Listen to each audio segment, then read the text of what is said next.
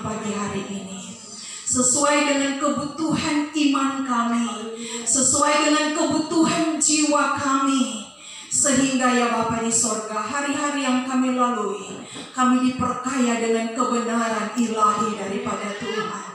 Urapi hamba-Mu yang menyampaikan firman, urapi setiap telinga yang mendengarkan firman, dan sepakat kami berdoa, jamah hati kami, hati yang lembut untuk terima firman Tuhan. Di dalam nama Tuhan Yesus Kristus, kami siap ditaburi kebenaran-Mu. Haleluya. Amin. Puji Tuhan. Silakan duduk.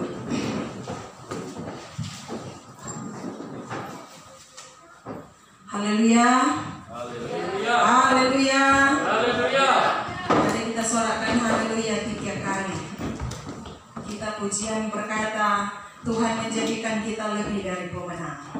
Puji Tuhan. Mari sorakan haleluya 3 kali.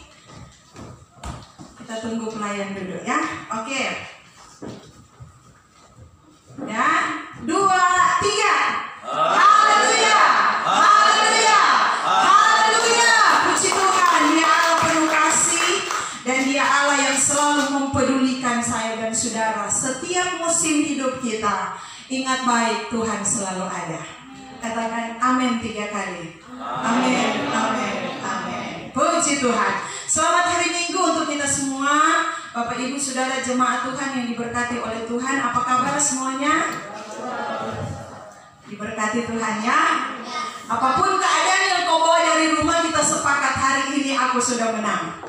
Ya, puji Tuhan. Tuhan Yesus memberkati. Saatnya mari lebih tenang lagi kita menikmati Tuhan lewat firman Tuhan. Pujian penyembahan pagi hari ini benar-benar menenggelamkan kita dalam kasih Tuhan. Ya, merenungkan kasih Tuhan itu sangat luar biasa. Saya akan membawa kita dalam pelajaran firman Tuhan. 2 minggu terakhir Bapak Gembala yang menyampaikan firman Tuhan tentang jemaat yang ada di Laodikia. Bagaimana Allah menyampaikan sesuatu firman kepada jemaat ini. Dan untuk ke-7 jemaat yang ada di Asia Kecil ini, satu-satunya jemaat yang tidak mendapat pujian dari Tuhan adalah jemaat Laodikia. Kenapa? Kita sudah dengarkan firman Tuhan pada hari Minggu pertama dan hari Minggu kedua. Sekarang saudaraku, saya akan membawa kita masih dalam firman Tuhan yang sama. Wahyu 3 ayat 14 hingga ayatnya yang ke-22. Namun yang akan menjadi perenungan kita pagi hari ini adalah ayatnya yang ke-19. Karena tidak ada slide lagi ya. Biasa kalau Ibu Gembala khotbah pakai PowerPoint. Jadi mari manfaatkan Alkitab yang bawah, HP yang ada Alkitab, manfaatkan itu untuk baca firman. Wahyu 3 ayat 19. Kaum wanita dulu membaca, baru ayat yang sama dibaca oleh kaum pria, baru yang ketiga kita baca bersama-sama. 2, 3. Barang siapa kukasihi, ia kutegur dan kuhajar. Sebab itu relakanlah hatimu dan bertobatlah. Kaum pria 2, 3. Barang siapa kukasihi, ia kutegur dan kuhajar. Sebab itu relakanlah hatimu dan bertobatlah. Semua 2, 3. Barang siapa kukasihi, ia kutegur dan kuhajar. Sebab itu relakanlah hatimu dan bertobatlah. Amin firman Tuhan. Di doa firman Tuhan saya berkata, Tuhan lembutkan hati kami untuk dengar firman Tuhan. Tatkala firman Tuhan disampaikan, firman Tuhan itu bermanfaat untuk mengajar, untuk memperbaiki kelakuan, untuk memperbaiki yang salah, dan untuk menuntun setiap jalan hidup kita. Pagi hari ini, saudaraku, saya akan membawa kembali kita melihat bahwa di awal tadi saya berkata bahwa jemaat Laodikia adalah satu-satunya jemaat di 7 sidang kecil ya, yang ada di Asia yang tidak mendapat pujian sedikit pun dari Tuhan. Kenapa? Karena kondisi jemaat adalah jemaat yang suam-suam kuku. Poin yang pertama, firman Tuhan yang pertama sudah disampaikan oleh suam-suam kuku, tidak panas, tidak dingin. Dan saudara ingat kembali ya firman Tuhan yang disampaikan. Yang kedua, minggu kemarin, untuk kondisi jemaat yang seperti ini, ada solusi yang Tuhan tawarkan bagi gereja Tuhan. Pertama, belilah emas murni dari Tuhan, ya kan? Kita yang diingatkan, gereja Tuhan yang diingatkan dengan firman Tuhan, ada solusi Tuhan untuk umat Tuhan kembali merampas hati dan perhatian Allah. Pertama, dari firman Tuhan yang kita pelajari, dari ayat yang ke-18, firman Tuhan berkata, belilah emas yang dimurnikan dari Tuhan. Yang kedua, apa? Ayat 18. Kenakanlah pakaian putih, memperbaiki karakter, memperbaiki sikap, memperbaiki hidup kita, perangai hidup kita sesuai maunya Tuhan. Ya, ingat baik, kita manusia diciptakan menurut gambar dan rupa Allah. Di dalam kita ada hati Allah, di dalam kita ada pikiran Allah, di dalam kita ada kemauan Allah. Tetapi kenapa kecenderungan manusia itu lebih kuat menggoda kita, sehingga nilai-nilai Tuhan di dalam kita terkikis dengan kondisi keadaan hidup di hari-hari ini? Karena kondisinya jemaat mulai suam-suam kuku. Ya, yang ketiga, firman Tuhan berkata, dan lagi minyak bicara Roh Kudus. Roh Kudus perannya sangat penting. Roh Kudus menolong, Roh Kudus mengingatkan, Roh Kudus memberikan kepekaan bagi setiap gereja Tuhan. Nah, pagi hari ini saya akan membawa kita melihat kasih Tuhan, bentuknya ditegur dan dihajar.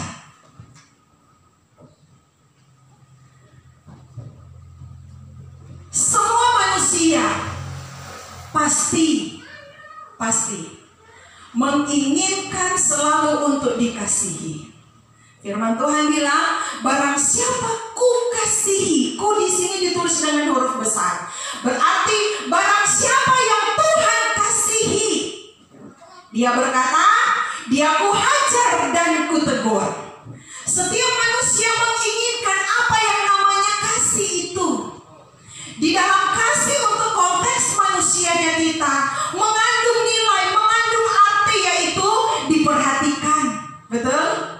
Dirangkul, kalau perlu digendong, gitu ya, dimotivasi, disemangati, dan lain sebagainya.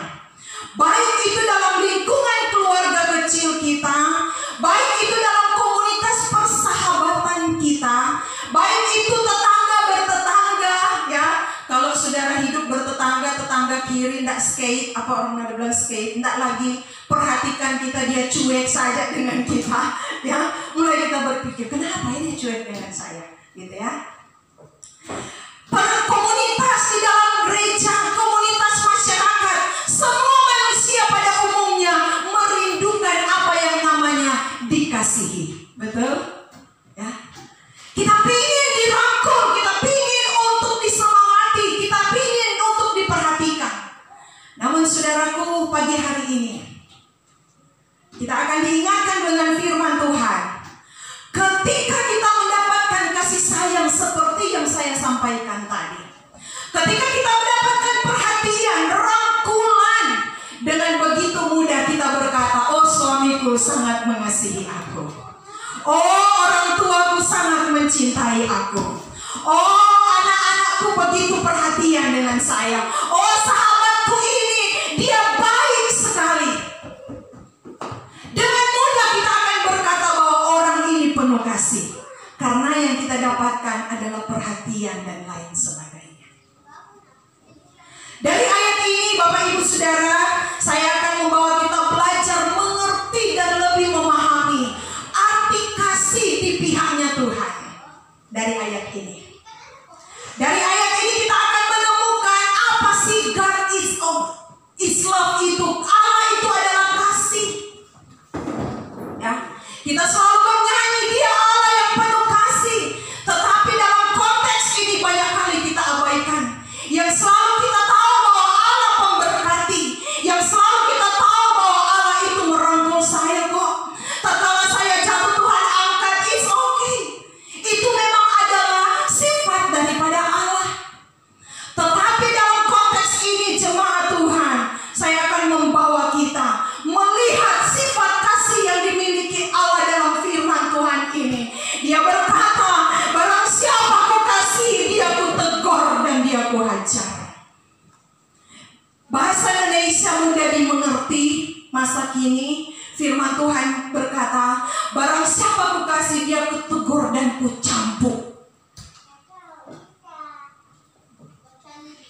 Haleluya. Jangan tegang saudara dengar firman.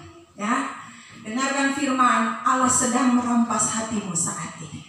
Ya, Dia sedang memperbaiki kasih pandangan kita tentang pengertian kasih di dalam Allah. Dia mulai menambah pengertian kita.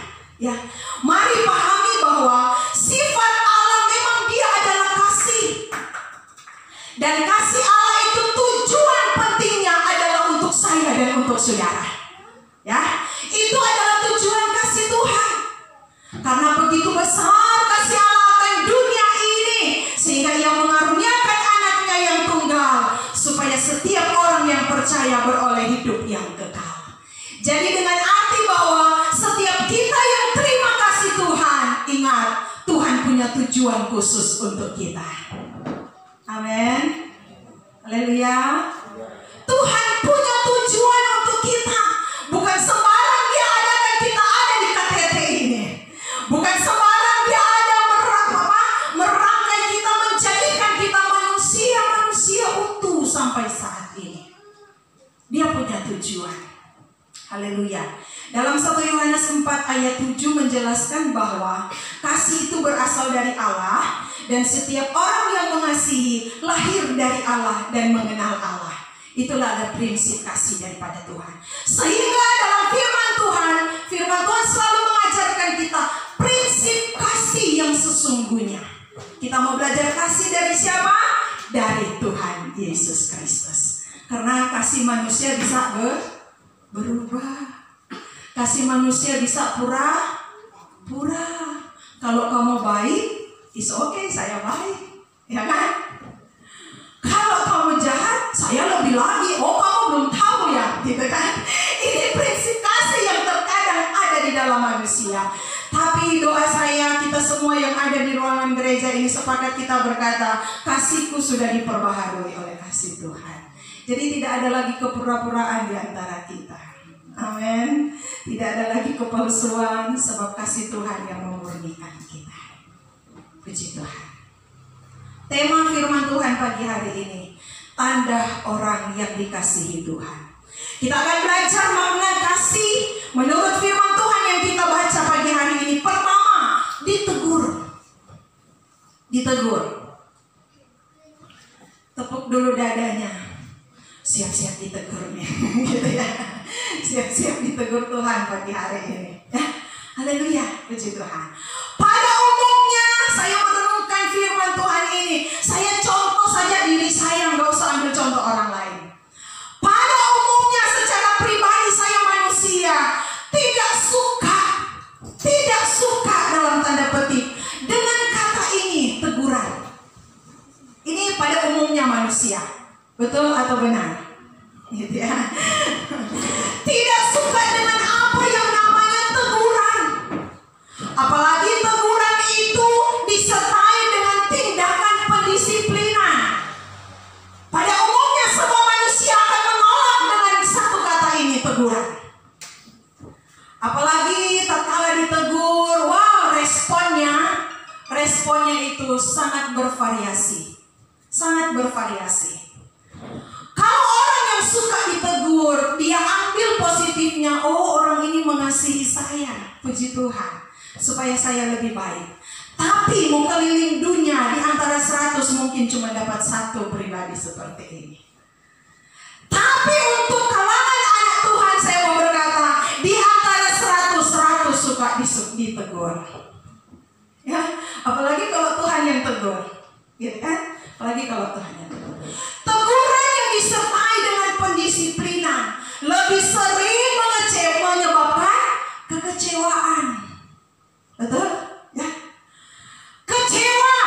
Tidak suka lagi dengan orang yang menegur kita. Ini respon pribadi tatkala ditegur.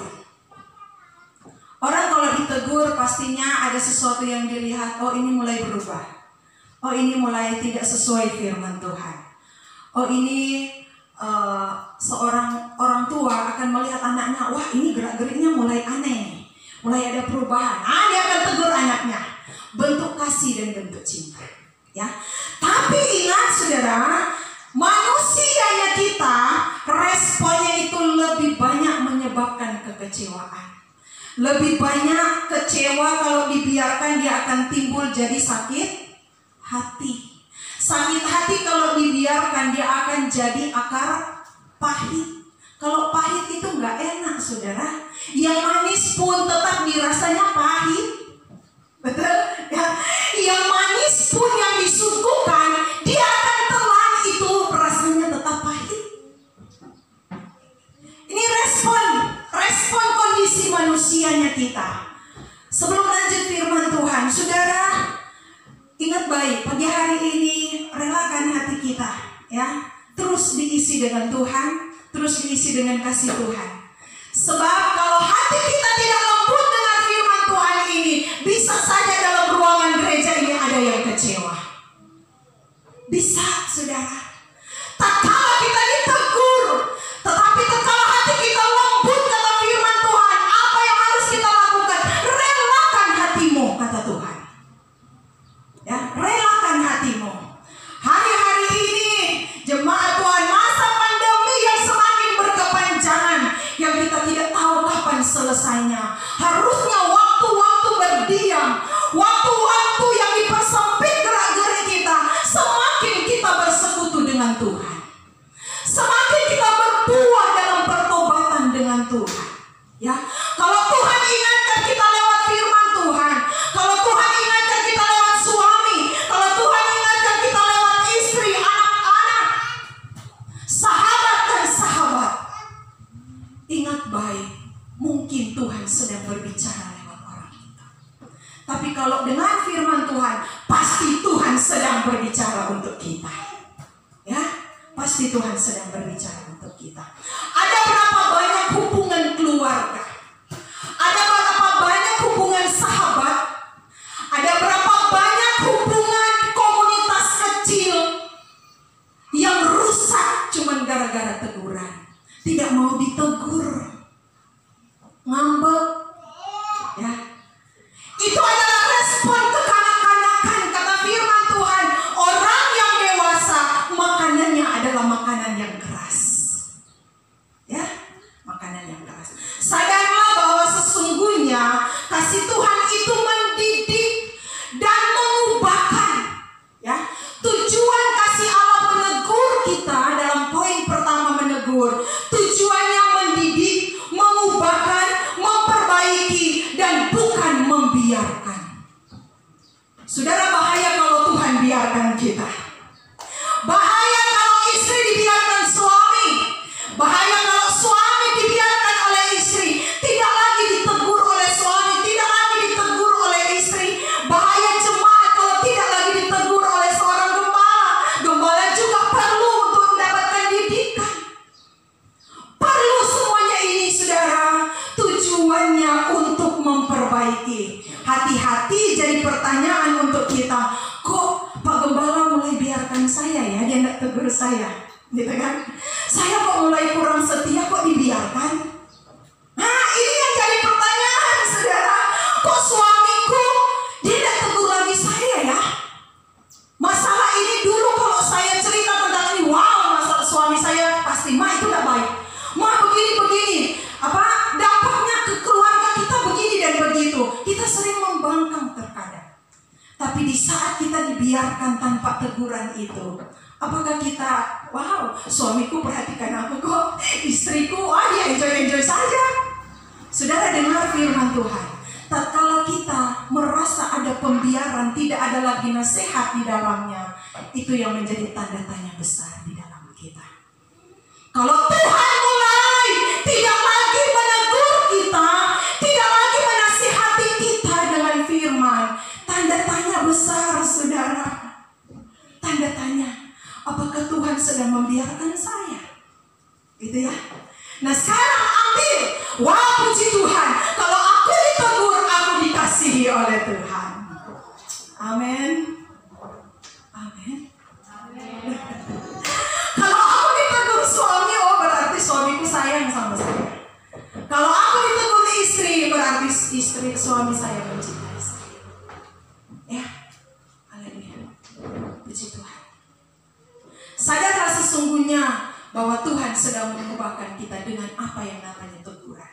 Sebab Salomo berkata dalam firman-Nya, Amsal 27 ayat 5, teguran lebih baik teguran yang nyata-nyata daripada kasih yang tersembunyi. Nah ini saudara, ada pembiaran. Kita merasa kita dikasihi, kita merasa kita dicintai, kita merasa kita dihargai dengan keputusan kita, tapi kita tidak sadar kita sedang dibiarkan.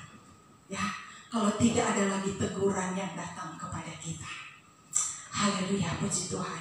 Ada teguran. Mazmur 94, mari kita baca ayat ini. Mazmur 94 ayat 12 hingga ayatnya yang ke-13. Apa kata firman Tuhan untuk teguran?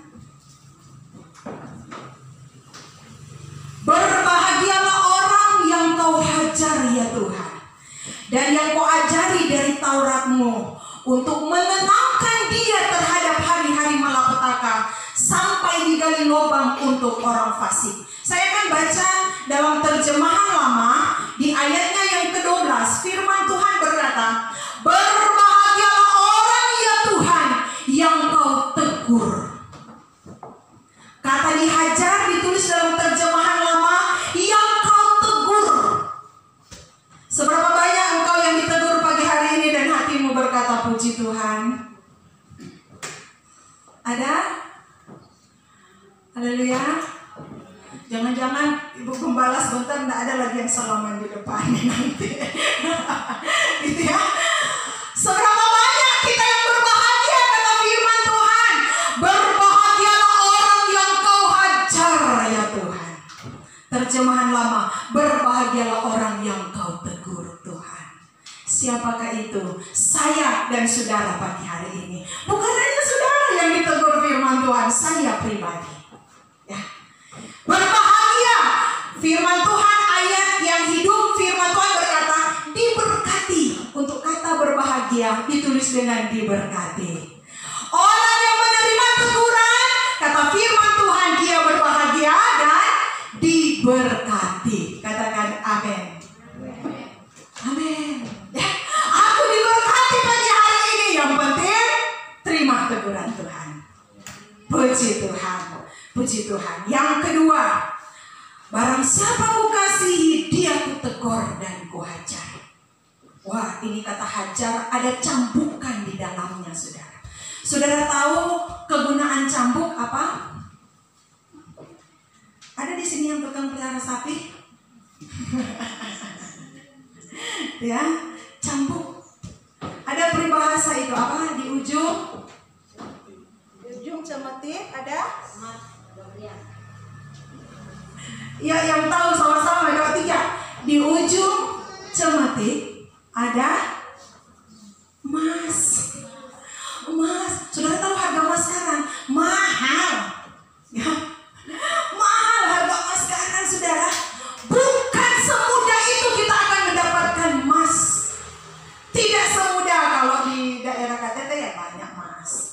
Malam berapa itu aja emas, jualan mie ayam masuk di gang kami. Wah, banyak itu banyak, saudara.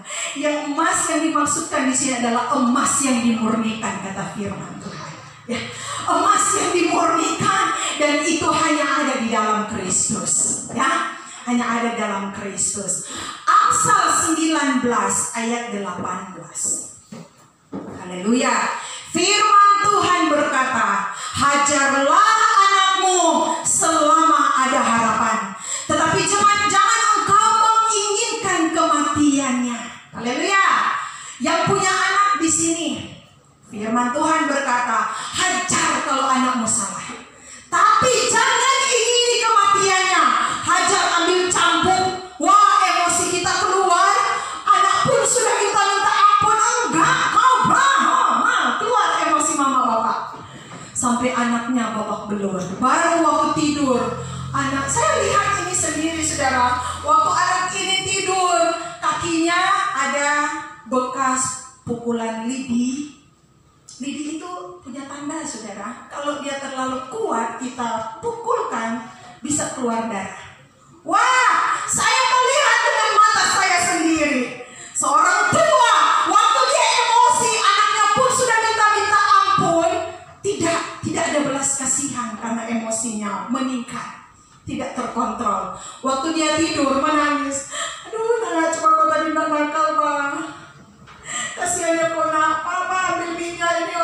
anak kita ini begini-begini. Terlambat, saudara. Penyesalan itu di belakang. Jadi kalau emosi, saudara, kontrol. Jangan sampai ada peristiwa seperti ini. Mak-mak banyak kali dimurnikan emosinya lewat anak-anak. Jangankan anak-anak masih seperti Ceo, seperti abang. Jessica pun sudah besar, Jojo pun sudah besar. Medelino tidak hadir sakit gigi. Rian pun si Pondas sudah besar pun, Tika banyak kali masih membuat orang tua. Apa kata orang-orang di sana? Naik askonennya. Wah, apa? Saya tanya, apa sih bahasa askonen? Ternyata emosinya meluap, saudara. Naik tanduknya, mulai muncul tanduknya. Waktu anaknya tidur menangis dia. Aduh, apalagi mak-mak yang bawa perasaan. Aduh, kasihan aku, Pak, ambilkan betadin dong, ambilkan minyak dong, terlambat. Engkau sudah melukai hati anakmu. Ya, banyak kali kita dimurnikan emosi kita. Jangan inginkan kematiannya, saudara. Hajar dia sesuai dengan perbuatan. Ya, jangan menginginkan kematian. Ketika kita menghajar, mencambuk dia, tujuannya supaya mau berubah, nak, gitu kan? Supaya nanti kalau besar, mama tidak akan jadi orang tua yang cepat tua gara-gara tiap hari lihat anaknya bikin susah. Ya, lebih baik sakit dari dini mendidik anak daripada nanti besar sudah susah dirubah kelakuannya. Ya, jemaat Tuhan, hajar sesuai perbuatan. Jangan ingini kematiannya, saudara. Cambuk. Tuhan juga bilang kok, kalau aku kasihi seseorang, pasti ku cambuk. Jadi engkau yang sedang alami cambukan, Tuhan bilang, terima kasih Tuhan, aku dicintai oleh Tuhan. Ya, banyak cara Tuhan menghajar kita. Ya. Amsal 3 ayat 12. Firman Tuhan, saudara boleh buka di Alkitab masing-masing. Saya akan baca dalam bahasa Indonesia mudah untuk dimengerti. Tuhan menghajar orang yang dicintainya, sama seperti seorang ayah menghajar anak yang disayanginya. Haleluya. Tadi saya sudah sampaikan, ketika orang tua mengetahui anak-anaknya salah, reaksi normal dari orang tua, dia akan mendidik, dia akan menasihati, dan terkadang dia akan marah. Dan ujung-ujungnya kalau nggak berubah, akan ada tindakan pendisiplinan di sana. Ya, kalau saya sering, dulu-dulunya saudara, saya menghakimi anak saya, memberikan pendisiplinan, bukan menghakimi, memberikan pendisiplinan seperti ini. Kalau kau tidak berubah, 1 minggu ini mami tidak kasih jajan ke sekolah, gitu ya. Waktu anak saya dulu, Fanli, ada di sini, waktu saya dengar dia merokok, 1 bulan mami tidak kasih kau jajan. Itu pendisiplinan, saudara. Ya, pendisiplinan yang masih wajar-wajar saja. Tidak ada orang tua yang normal ketika anaknya mencuri, dia sampaikan sama tetangga kiri kanan, "Hei, anakku mencuri loh, aku makan buah yang dicurinya kemarin." Gak ada, saudara. Gak ada normalnya kita orang tua. Amin, orang tua. Ya, setuju ya? Tidak ada. Kamu ini memalukan orang tua. Orang tua tidak pernah didik kamu seperti ini. Pastinya reaksi kita seperti itu. Demikian pun dengan Tuhan.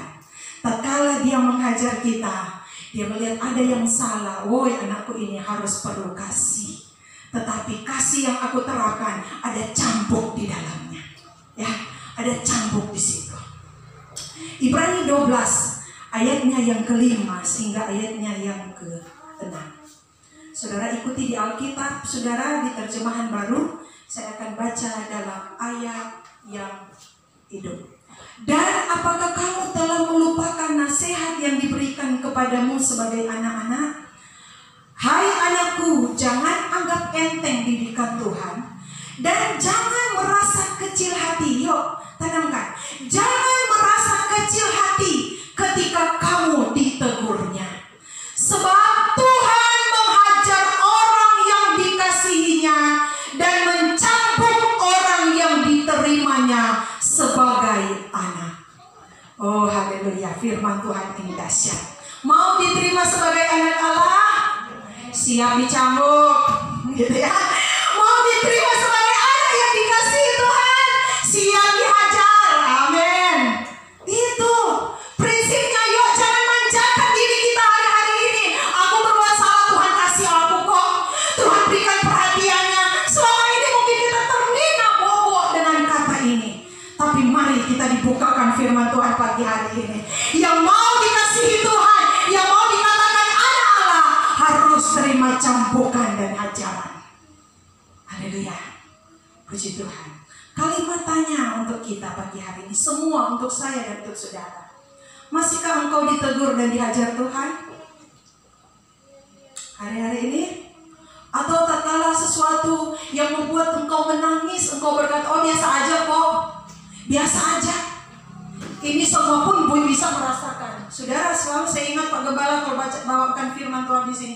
Untuk semua yang terjadi dalam hidup kita, kita mulai berkata, Tuhan, apa maumu dalam hidupku? Ya, Tuhan, apa sih? Aku sudah berusaha Tuhan, tapi gagal terus. Tuhan, aku sudah berbuat ini, berbuat itu, mengelola ini, mengelola itu, tapi kok ujung-ujungnya rugi terus. Tuhan, banyak hal yang harus kita doakan. Mungkin bentuk perenungan diri kita di hadapan Tuhan. Ya. Pertanyaan yang kedua, ataukah mungkin saat-saat ini, tatkala kondisi hati kita seperti jemaat Laodikia yang alami suam-suam hukum, kita diingatkan, kita ditegur, kita dinasihati, tapi kita membiarkan diri kita ada dalam zona pembiaran itu. Zona pembiaran menjadikan kita anak-anak gampangan, saudara. Firman Tuhan berkata, engkau bukan anak gampangan, tetapi engkau adalah anak-anak pewaris kerajaan sorga. Ya, jadi tatkala kau ditegur, tatkala kau dihajar, ada cambukan di dalamnya. Ingat, kita sedang dijadikan anak-anak kemuliaan Bapa, anak-anak kesayangan Dia, ya, anak-anak yang mewarisi kerajaan sorga, bukan di pembiaran itu. Jadi saudara, tanpa kita minta masalah itu, dia pasti datang kok. Tapi satu hal lewat firman Tuhan pagi hari ini, mari kita mulai belajar. Wah, ada apa lagi Tuhan? Ini bentuk kasih-Mu kepadaku ya Tuhan. Tapi aku tahu di ujungnya aku akan mendapatkan kemuliaan daripada Tuhan, kemenangan itu daripada Tuhan. Teguran ajaran bermanfaat bagi kita untuk semakin bertindak hati-hati sebenarnya ini. Ini tujuan Tuhan untuk kita. Semakin bertindak hati-hati agar tidak mudah melakukan kesalahan yang sama. Kesalahan yang sama jangan lagi terulang. Istilahnya kita masuk di lubang yang sama terus. Tidak ada perubahan, tidak ada peningkatan. Jangan biarkan kita selalu ada dalam zona berdosa di hadapan manusia dan di hadapan Tuhan. Ya, mari sebisa mungkin tatkala teguran dan ajaran datang kepada kita, ingatlah pengorbanan Tuhan untuk menyelamatkan kita. Ingat itu saudara, ya. Sehingga tatkala kita memaknai teguran dan ajaran Tuhan, tidak ada lagi yang seperti tadi ngambek dan segala macam, kecewa dan segala macam. Tetapi yang ada pembenahan diri di hadapan Tuhan. Semakin baik, semakin indah dan semakin mulia.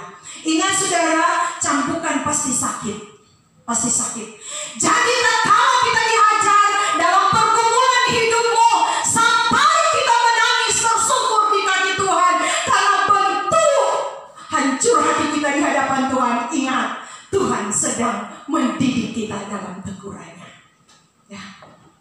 Kalau sampai kita meneteskan air mata dalam pergumulan, wow, ingat baik, Tuhan sedang membawa kita, ya, membawa kita mengalami Tuhan dan kasih-Nya dalam hidup ini.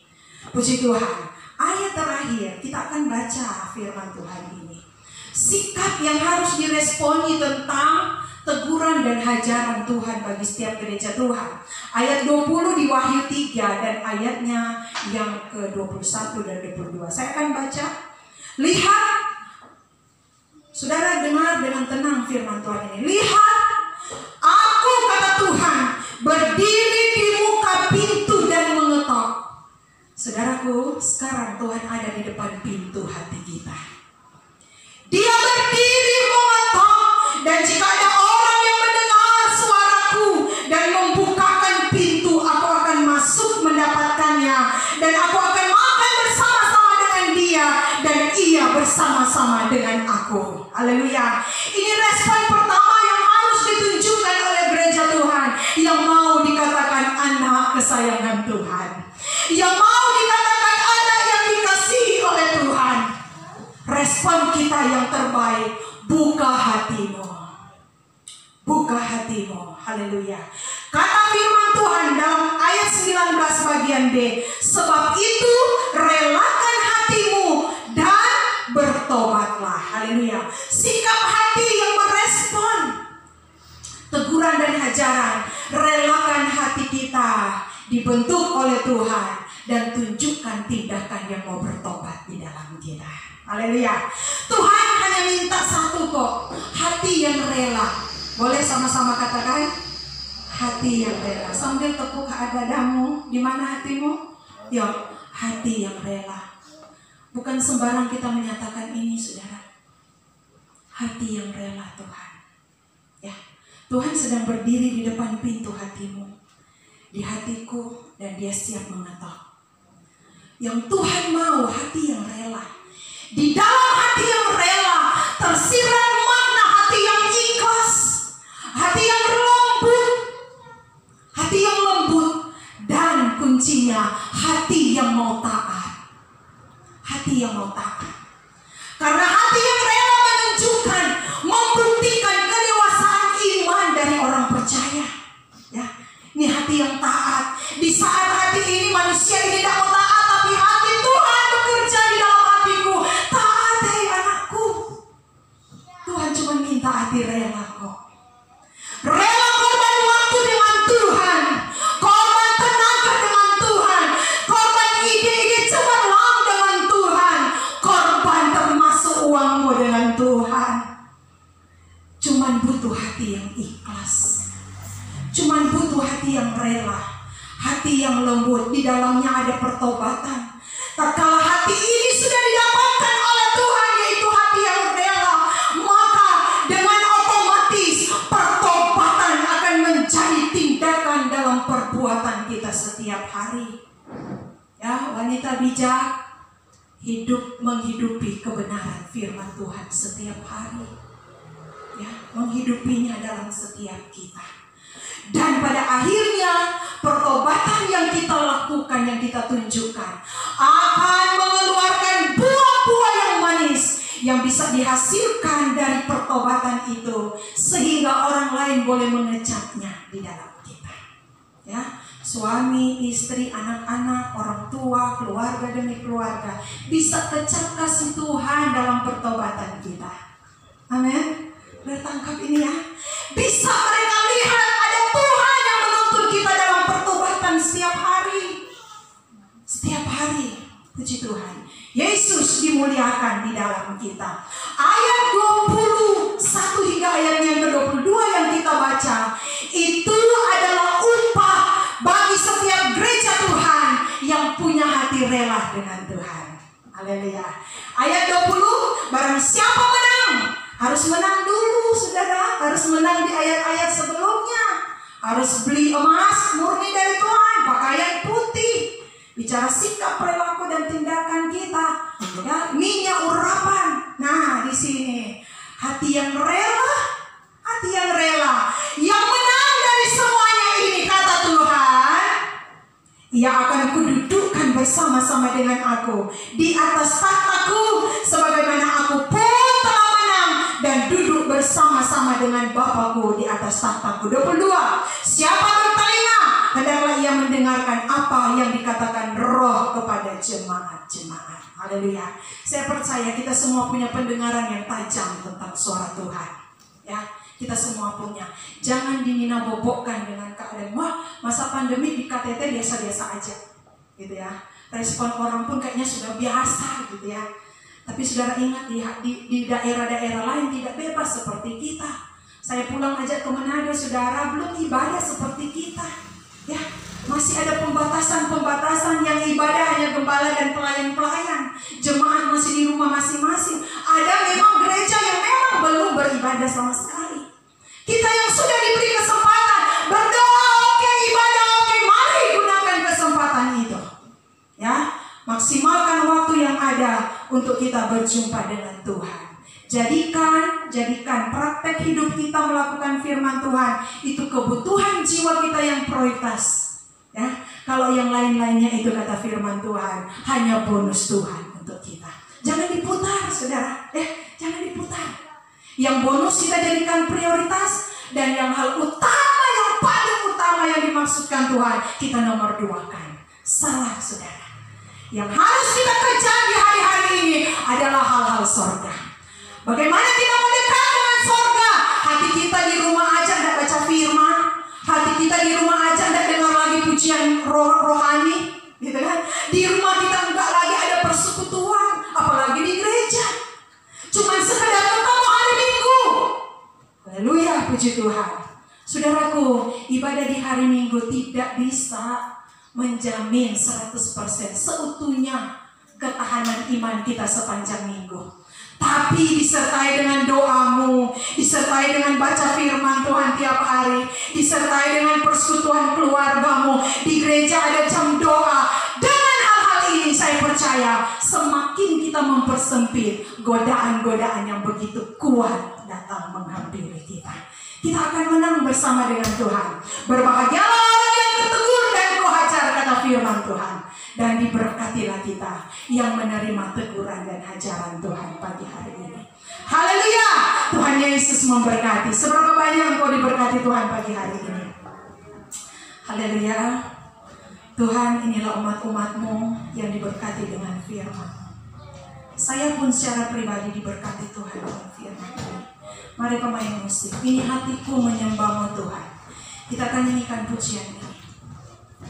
Saudaraku, tenangkan jiwamu lebih lagi. Tuhan, tanya Tuhan, dan renungkan apakah engkau ada di zona teguran dan hajaran atau dalam pembiaran di hari-hari ini. Haleluya. Kalau engkau ada dalam zona teguran dan hajaran, katakan terima kasih Tuhan. Terima kasih, aku sedang dilatih oleh Tuhan. Hatiku semakin dituntut untuk rela, hati yang taat, hati yang ikhlas di hadapan Tuhan.